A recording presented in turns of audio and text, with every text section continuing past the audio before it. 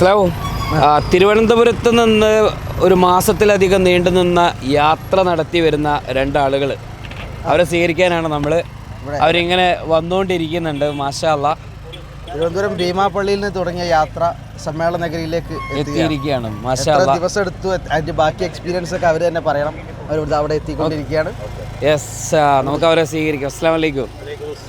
മാഷാ അല്ലാ. എടാ, ഒരു യാത്ര എങ്ങനെയുണ്ടായിരുന്നു? യാത്രയൊക്കെ അൽഹംദുലില്ലാ, വളരെ സന്തോഷം. പ്രതിസന്ധിയൊക്കെ ഉണ്ടോ? പ്രതിസന്ധികളൊന്നുമില്ല, റാഹത്തായ യാത്രയായിരുന്നു. സമസ്തയ്ക്ക് വേണ്ടി ഇറങ്ങിയതല്ലേ, ഒരു വിധത്തിലുള്ള പ്രതിസന്ധി.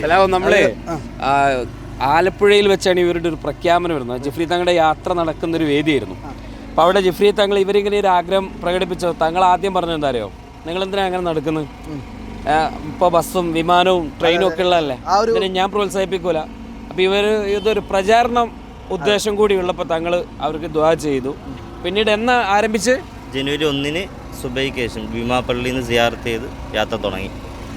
ഏതായാലും പ്രിയപ്പെട്ട പ്രേക്ഷകരെ, അങ്ങനെ എത്ര ദിവസം? 34ാമത്തെ ദിവസം ഇവിടെ എത്തി. 34ാമത്തെ ദിവസം കുണിയയിലെ സമ്മേളന ഗ്രൗണ്ടിൽ നമുക്ക് നേരെ സ്റ്റേജിലേക്ക് ഇവരെ സ്വീകരിക്കാൻ സംഘാടക സമിതി കാത്തിരിക്കുകയാണ്.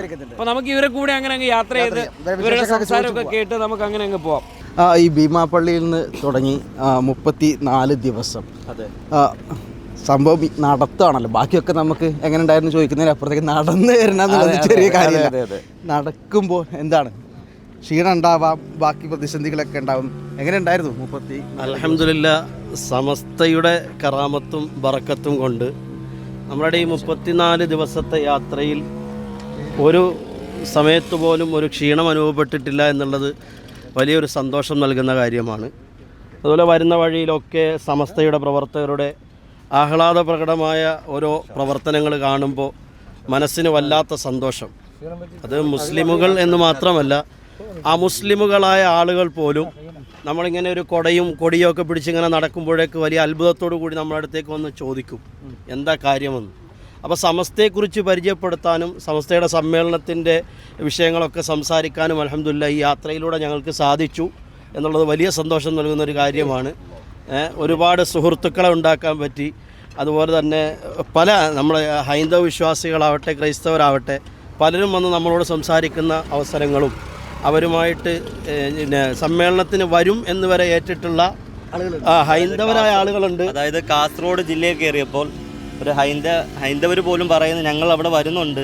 ചിലർ പറഞ്ഞു ഞങ്ങളൊക്കെ അവിടെ വന്ന് സമ്മേളനത്തിൻ്റെ കാര്യങ്ങൾ ഒരുക്കങ്ങളൊക്കെ നോക്കി വിലയിരുത്തി. ഞങ്ങൾക്കിപ്പോൾ സംശയമാണ്, ഇത്രയും ജനങ്ങൾ അവിടെ ഉൾക്കൊള്ളുമോ എന്നുള്ള ഒരു ഭയത്തിലാണ് ഞങ്ങൾ. എന്തായാലും ഞങ്ങൾ സമ്മേളനത്തിനെത്തും. അതുപോലെ തന്നെ ഒരു സന്തോഷവാന, നമ്മൾ കൊല്ലം ജില്ലയിൽ നീണ്ടകര എന്ന് പറഞ്ഞ പ്രദേശത്തെത്തിയപ്പോൾ ഒരു ഹെൻറി ജോർജ് എന്ന് പറയുന്നൊരു സുഹൃത്ത്, അദ്ദേഹം പെട്ടെന്ന് ബൈക്കിൽ വന്നുകൊണ്ട് നമ്മുടെ ഫ്രണ്ടിലായിട്ട് നിർത്തിയിട്ട് എന്താ നിങ്ങളുടെ ഉദ്ദേശം, ഇങ്ങനെ ഒരു കൊടയും ഒരു പതാകയൊക്കെ എന്തി പോകുന്നുണ്ടല്ലോ.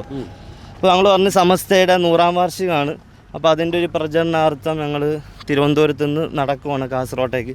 അപ്പോൾ അദ്ദേഹം വലിയ അത്ഭുതത്തോടെ എന്നിട്ട് ചോദിച്ചു, ജിഫ്രി മുത്തുക്കോയ തങ്ങളല്ലേ നിങ്ങളുടെ നേതാവെന്ന് ചോദിച്ചു. അൽഹംദുലില്ലാ, അത് ചോദിച്ചപ്പോൾ നമുക്ക് വല്ലാതെ സന്തോഷമായി. എന്നിട്ട് അദ്ദേഹം പറഞ്ഞു, ജിഫ്രി തങ്ങളുടെ അവിടുത്തെ വാർത്താ സമ്മേളനങ്ങളും അവിടുത്തെ പ്രസംഗങ്ങളൊക്കെ ഞാൻ കേൾക്കാറുണ്ട്. നല്ല നിലപാടുള്ള ഒരു നേതാവാണ്, എനിക്ക് ഒരുപാട് ഇഷ്ടമാണ്. എന്നിട്ട് അദ്ദേഹം പറഞ്ഞു, എൻ്റെ പ്രദേശം എന്ന് പറഞ്ഞാൽ അവിടെ ക്രിസ്ത്യനുണ്ട്, ഹിന്ദു ഉണ്ട്, മുസ്ലിമുണ്ട്. ഞങ്ങൾ വളരെ സൗഹാർദ്ദപരമായി ജീവിക്കുന്ന ഒരു പ്രദേശമാണ്.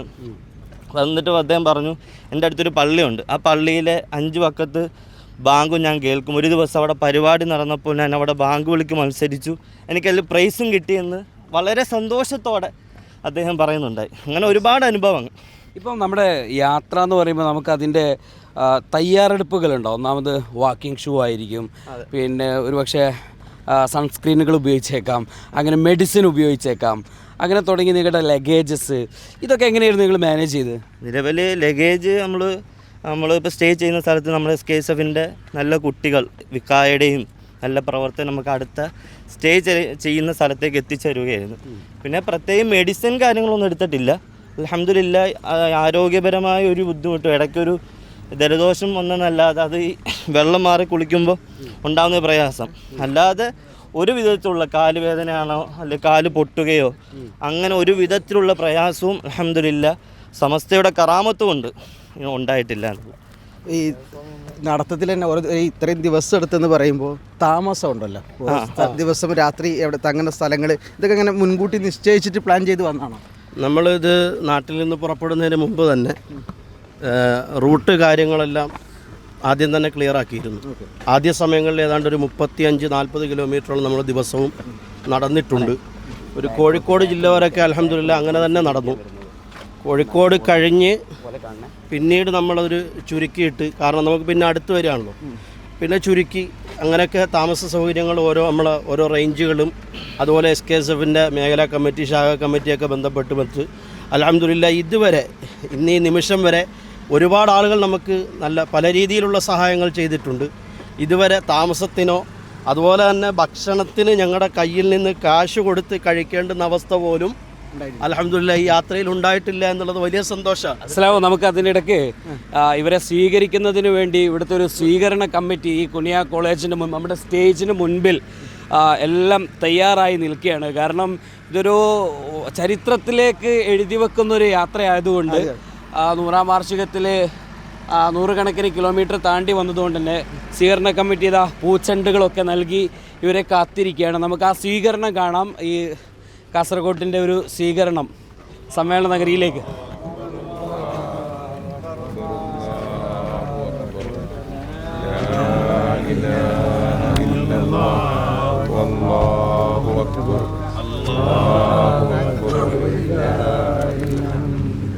ഇപ്പോൾ സ്വീകരിച്ചു കൊണ്ടിരിക്കുകയാണ് ഇൻഷാ അല്ലാഹ്. ഇവിടെ ഇപ്പോൾ അവർക്ക് പൂച്ചെണ്ടുകളൊക്കെ നൽകി സ്വീകരണ കമ്മിറ്റിയുടെ ഒരു സ്വീകരണം. ഉസ്താദേ, നമുക്ക് വലിയൊരു സന്തോഷമാണ്. സമസ്തയുടെ സന്ദേശം 100 കണക്കിന് കിലോമീറ്റർ തിരുവനന്തപുരത്ത് നിന്ന് നടന്ന് അവർ സമസ്തയുടെ സമ്മേളനത്തിൻ്റെ തൊട്ട് തലേ ദിവസം ഇവിടെ എത്തിയ എന്താ പറയുന്നത് സാർ? പറയാനുള്ളത്, അവർ തിരുവനന്തപുരത്ത് നിന്ന് പുറപ്പെട്ട് കാസർഗോഡ് എത്തിയപ്പോഴേക്ക് ആത്മീയമായും ശാരീരികമായും ഒക്കെ അവർ വലിയ ഉയർച്ചയിലേക്ക് എത്തിക്കഴിഞ്ഞു. കാരണം സമസ്തയെ സ്നേഹിച്ച് ഒരൊറ്റ ചിന്തയാണ് അവർക്കുള്ളത്. സമസ്തയുടെ സമ്മേളനം തിരുവനന്തപുരം മുതൽ കാസർഗോഡ് വരെ ആളുകൾ കണ്ടുകൊണ്ട് ഇതിലാണല്ലോ കൊടയും അതിൻ്റെ മുകളിൽ കൊടിയുമായിട്ടാണ് വരുന്നത്. അപ്പോൾ സമസ്ത എന്നുള്ള ഒരൊറ്റ ചിന്തയോടുകൂടിയാണ് അവർ തിരുവനന്തപുരത്ത് നിന്ന് പുറപ്പെടുന്നതും കാസർഗോഡ് എത്തിച്ചേരുന്നതും. നമ്മളൊക്കെ ഇങ്ങനെ പ്രതീക്ഷിച്ചിരിക്കുകയാണ് അവരെപ്പോഴാണ് എത്തുക. അങ്ങനെയാണ് ഇന്നലെയാണ് നമ്മൾ കേൾക്കുന്നത് നാളെ രാവിലെ അവരിവിടെ എത്തുമെന്ന്. ആ ഒരു സന്തോഷത്തിലാണ് ഞങ്ങളൊക്കെ ഉള്ളത്. ഇൻഷാ അല്ലാഹ് അവർക്ക് അല്ലാഹു എല്ലാ ഹൈറും പ്രദാനം ചെയ്യട്ടെ.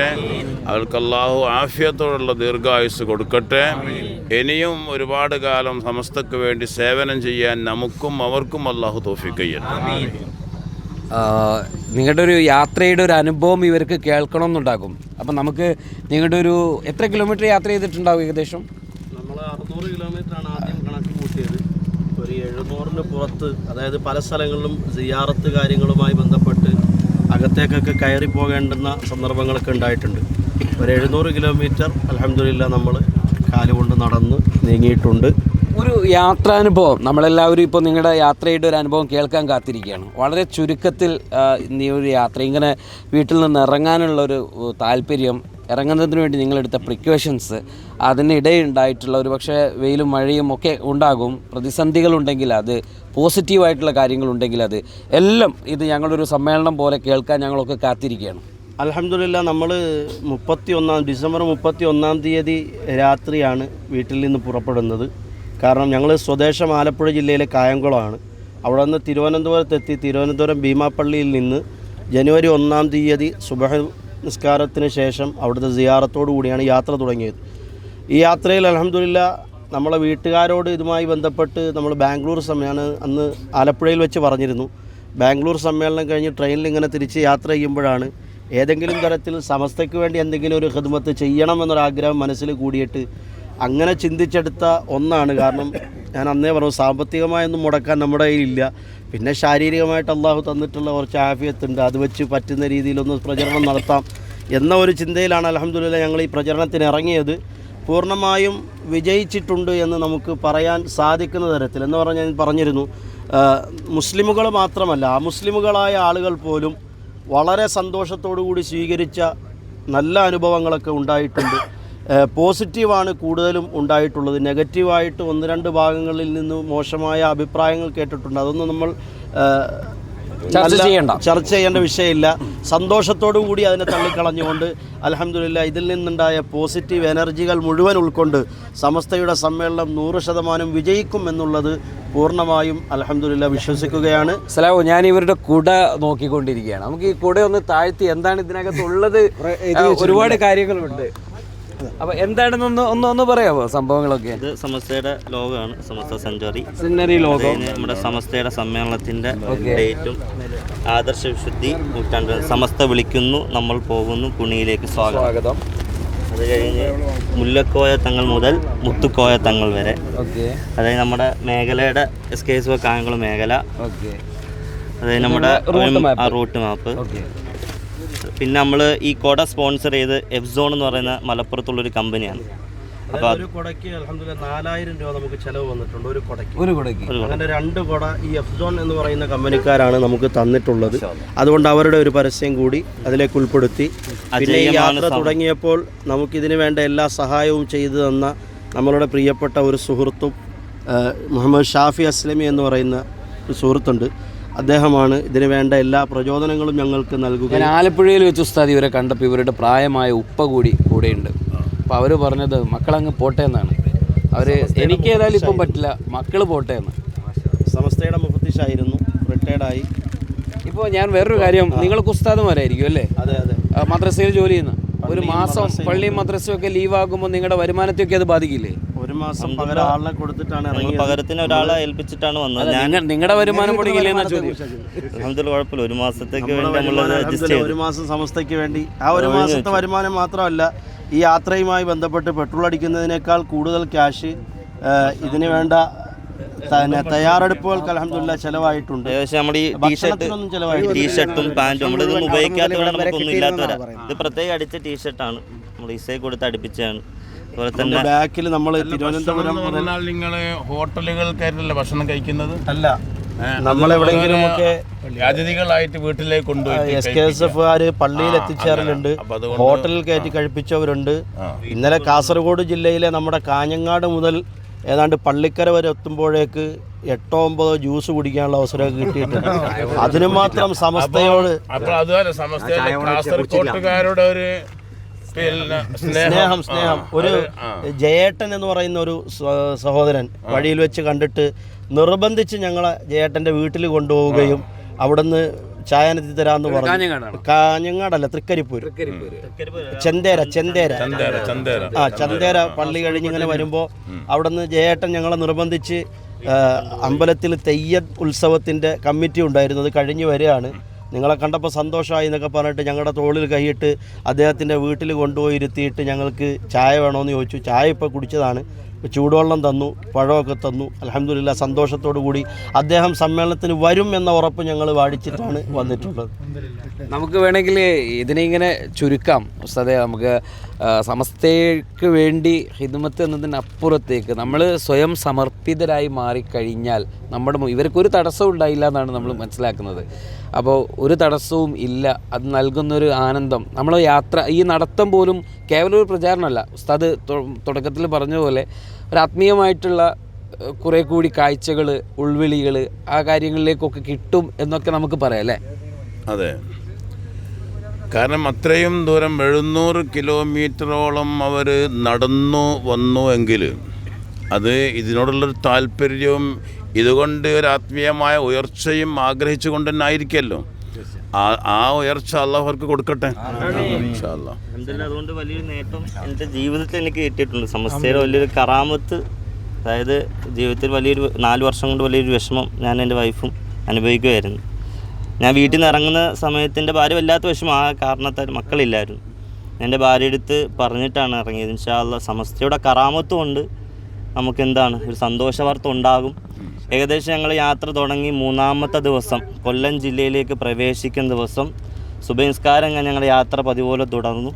അൽഹംദുലില്ലാ എൻ്റെ വൈഫ് വിളിച്ചു, ഇന്ന് സന്തോഷ വാർത്ത ഉണ്ടെന്ന് അറിയിച്ചു. അൽഹംദുലില്ലാ, അതുകൊണ്ട് വലിയ സന്തോഷം. അപ്പം കുറച്ചും കൂടി ഉഷാറായി യാത്രയ്ക്ക്. അതിനോടൊപ്പം സയ്യിദുലുലമ ഇതിനകത്ത് തീരെ പറയാതിരിക്കാൻ പറ്റില്ല. സയ്യിദുലുലമ അന്ന് പറഞ്ഞല്ലോ, ഞങ്ങൾ വരക്കൽ മുല്ലക്കോയ തങ്ങളുടെ സവിധത്തിൽ വെച്ച് ശംസുലുലമ ദേശീയ സെമിനാറിലാണ് ആദ്യം ഇതിനുവേണ്ടി അനുവാദം ചോദിക്കുന്നത്. ആ അനുവാദം ചോദിക്കുമ്പോൾ 2 കഷ്ണം ഈത്തപ്പഴം തന്നിട്ട് ഇൻഷാ അല്ലാഹ് യാത്രക്കുള്ള ഊർജ്ജമൊക്കെ ഉണ്ടാവും, ഭക്ഷണത്തിൻ്റെ കാര്യം വിഷമിക്കണ്ട, അത് ഞാൻ പറഞ്ഞേക്കാം എന്ന് പറഞ്ഞു. പക്ഷേ അന്ന് സയ്യിദുലുലമ പ്രഖ്യാപിക്കുമ്പോൾ സ്റ്റേജിലൊന്നും പറഞ്ഞ് നമ്മൾ കേട്ടില്ല. ആ ഒരു വലിയൊരു കറാമത്താണ്. അൽഹംദുലില്ലാ ഈ നിമിഷം വരെ ഞങ്ങൾക്ക് ഭക്ഷണത്തിൻ്റെ വിഷയത്തിൽ ഒരു ബുദ്ധിമുട്ടും ഉണ്ടായിട്ടില്ല എന്നുള്ളതും വലിയൊരു സന്തോഷവും. ഒരു പ്രദേശത്ത് നമ്മൾ എത്തിയപ്പോഴ് അവിടെ സമസ്തയുടെ പ്രവർത്തകരോ മുസ്ലിമീങ്ങളോ ഒന്നും ഇല്ലാത്തൊരു ഏരിയയാണ്. അവിടെ എത്തിയപ്പോൾ നമ്മൾ അന്നത്തെ ഭക്ഷണം മുഴുവനും നമ്മുടെ പോക്കറ്റിൽ നിന്ന് പൈസ എടുത്ത് കഴിക്കണം. അൽഹംദുലില്ലാ പെട്ടെന്ന് ഒരാൾ നമ്മുടെ വഴി നടന്ന് ഇങ്ങനെ വരുമ്പോൾ പെട്ടെന്നൊരു ഇന്നോവ കൊണ്ട് നിർത്തുകയും അദ്ദേഹം പെട്ടെന്ന് ഞങ്ങൾക്ക് ഫോട്ടോ എടുക്കണം എന്ന് ഫോട്ടോ ഒക്കെ എടുത്ത് ഇൻഷാ അല്ലാഹ് ഇന്നത്തെ എൻ്റെ ഭക്ഷണം എൻ്റെ വകയെന്ന് പറഞ്ഞൊരു തുക എടുത്ത് ഞങ്ങളുടെ പോക്കറ്റിലേക്ക് എടുത്തു വെച്ചു. അൽഹംദുലില്ലാ അതുകൊണ്ട് ഒരുപാട് സമസ്തയുടെ കറാമത്ത് രുചിക്കാൻ സമയം കിട്ടി എന്നുള്ളത് വലിയൊരു ഭാഗ്യതായിട്ട് ഞങ്ങൾ ഈ യാത്ര അനുഭവിക്കുകയാണ്. നിസ്കാരങ്ങളൊക്കെ ജമ്മും കസൂറാക്കി നിസ്കരിച്ചു. പകൽ സമയങ്ങളിൽ പള്ളികളിൽ കൂടുന്ന സമയത്ത് അവിടെ തന്നെ നിർവഹിക്കും. എല്ലാം ആക്കിയിട്ടില്ലെങ്കിലും ചില സമയങ്ങളിലൊക്കെ ആക്കേണ്ട അവസ്ഥ ഉണ്ടായപ്പോൾ അങ്ങനെ മാത്രം ജമ്മും കസൂറുമാക്കി. രാത്രിയിൽ നിങ്ങൾ പള്ളിയിൽ മാത്രമാണോ താമസിച്ചത്, അല്ലെങ്കിൽ വീടുകളിലും താമസിച്ചിട്ടുണ്ട്? പള്ളികളിലും താമസിച്ചിട്ടുണ്ട്. പള്ളികളിലാണ് കൂടുതൽ. എല്ലാ സൗകര്യങ്ങളൊക്കെ പള്ളിക്കാർ ഉസ്താദുമാരും പ്രവർത്തകരൊക്കെ ചെയ്താണ്. ഈ യാത്ര തുടങ്ങുമ്പം ശരീരഭാരമൊക്കെ ഒന്ന് നോക്കിയിരുന്നു, അത് നോക്കണമല്ലോ അല്ലേ? അപ്പൊ ഞങ്ങൾക്ക് രണ്ടാൾക്കും ഇപ്പം ശാരീരികമായും ആത്മീയമായും ഞാൻ പറഞ്ഞു ഷുഗറൊക്കെ ഉണ്ടെങ്കിൽ ഒക്കെ കഴിഞ്ഞു. ഇല്ല, ശാരീരികമായിട്ട് കുറച്ചുകൂടി വണ്ണം കൂടിയോ എന്നുള്ള സംശയത്തിൽ ഇപ്പൊ നമ്മൾ ആളുകളുടെ സ്നേഹം കാരണം. ഓക്കെ, നമ്മൾ എല്ലാ വീഡിയോകളിലും പറയുന്ന പോലെ സംസ്ഥയുടെ ഈ 100ാം വാർഷികത്തിലെ ഓരോ കാഴ്ചകളും നമ്മൾ കാണിക്കുന്നതൊക്കെ ഏറെ വൈവിധ്യങ്ങൾ നിറഞ്ഞതാണ്. ഇത്തരം കാഴ്ചകൾ തുടരും. സുപ്രഭാതത്തോടൊപ്പം തന്നെ തുടരുക. സ്ലാവ് സൈൻ ഓഫ് ചെയ്യുന്നതിന് മുന്നേ എനിക്ക് തോന്നുന്നു സ്വീകരണ കമ്മിറ്റിയുടെ ആദ്യത്തെ സ്വീകരണം കൂടി ആയിരിക്കും ഒരു പക്ഷേ ഔദ്യോഗികമായിട്ടുള്ള. അതെ, ഞങ്ങൾ ഉദ്ദേശിക്കുന്നത് പറഞ്ഞാൽ എല്ലാവരും വേണ്ടതുപോലെ സ്വീകരിക്കാനുള്ള തയ്യാറെടുപ്പാണ്. സ്റ്റേറ്റ് കമ്മിറ്റിയും ഇവിടുത്തെ ആദ്യ ജില്ലയായ കാസർഗോഡ് ജില്ലാ കമ്മിറ്റിയും സംയുക്തമായിട്ടാണ് സ്വീകരണ കമ്മിറ്റി ഞങ്ങൾ നടത്തിക്കൊണ്ടിരിക്കുന്നത്. അപ്പോൾ സ്റ്റേറ്റിൻ്റെ ജനറൽ കൺവീനറാണ് ഞാൻ, ജില്ലയുടെ കൺവീനറാണ് സാരൂദ് നിസാമി ഉസ്താദ് അവർകൾ. അപ്പോൾ ഇത് ആദ്യത്തെ സ്വീകരണമാണ്. ഇതോടുകൂടി ഞങ്ങൾ ഇൻഷാ അല്ലാഹ് ഇനി വരുന്നവരെ നിങ്ങളുമാണെങ്കിൽ നിങ്ങളെ സ്വീകരിച്ചിരുത്താനുള്ള എല്ലാ തയ്യാറെടുപ്പിലുമാണ്. നാളെ ഇന്ന് 100 പതാകയായിട്ട് മാലിക് ദിനാറിൽ വൈകുന്നേരം ആളുകൾ എത്തുമ്പോൾ അവർക്ക് നോമ്പ് തുറക്കാനുള്ള എല്ലാ സൗകര്യങ്ങളും ഒരുക്കിക്കൊണ്ടുള്ള സംവിധാനമാണ്.